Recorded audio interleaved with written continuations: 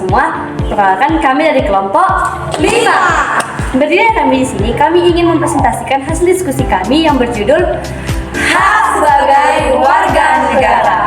Nah, di sini sebelum kami memulai presentasi kami, izinkan kami memperkenalkan diri kami terlebih dahulu. Hai semuanya, perkenalkan saya Rejika Alika Sebayang, Saya Deborah, saya Hanita, saya Lauren, dan saya Indri Haniza.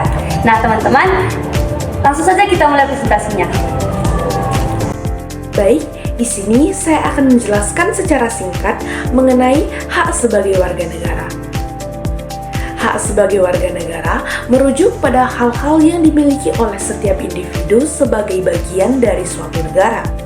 Nah, ada beberapa contoh hak sebagai warga negara. Antara lain, hak perlindungan hukum, hak memilih dan dipilih, hak atas kebebasan berpendapat, hak atas pekerjaan, hak atas pendidikan, dan hak atas kebebasan beragama, serta hak atas perlindungan sosial. Nah, hak-hak ini diatur dalam konstitusi atau Undang-Undang Dasar Negara yang dalam konteks Indonesia terdapat dalam Undang-Undang Dasar tahun 1945 dan peraturan perundang-undangan terkait lainnya. Mungkin sekian yang dapat saya sampaikan. Selanjutnya akan dijelaskan oleh teman saya. Oke, ke persoalan yang pertama.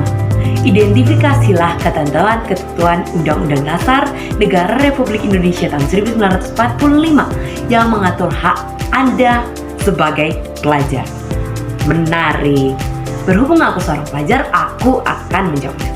Pada pasal ke-31 ayat 1, setiap warga negara berhak untuk mendapatkan pendidikan. Wow, berhak ya teman-teman. Pasal 31 ayat 2 berbunyi setiap warga negara wajib mengikuti pendidikan dasar dan pemerintah wajib membiayainya. Gratis nih.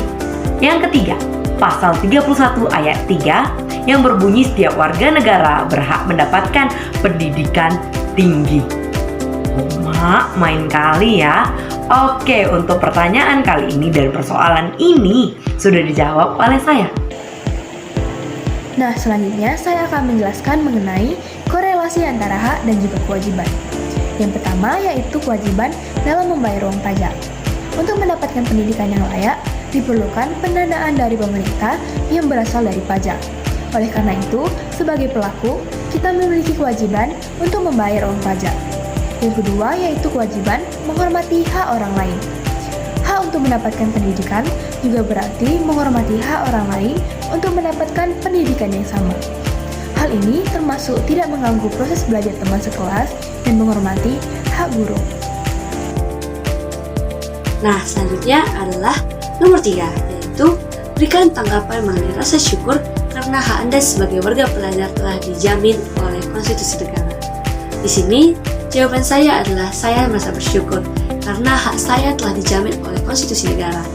Hal ini juga menunjukkan bahwa negara merasa penting dan menghargai pendidikan dan berkomitmen untuk menyetarakan semua warga negaranya. Di sini juga saya termotivasi akan jaminan tersebut sehingga saya akan terus belajar dan bersemangat untuk melanjutkan pendidikan saya. Nah, selanjutnya akan dilanjutkan oleh teman saya. Halo teman-teman semuanya, di sini saya akan menyampaikan kesimpulan dari materi kita. Nah, setiap negara menjamin hak-hak setiap individu. Di dalam undang-undang juga tertulis kita bisa sebut itu HAM ataupun hak asasi manusia, yang dimana hak-hak tersebut seperti dijaminnya perlindungan, pendidikan, kesehatan, dan masih banyak lagi. Oleh karena itu, mari gunakan hak-hak tersebut sebaik mungkin agar tidak ada terlenceng kemana-mana. Hanya kesimpulan yang bisa saya sampaikan. Jika ada kesalahan kata, mohon dimaafkan. Terima kasih. Jadi teman-teman, sekianlah video presentasi dari kelompok kami. Semoga bermanfaat bagi kita semua. Amin. Dan demikianlah video presentasi dari kami. Bye-bye.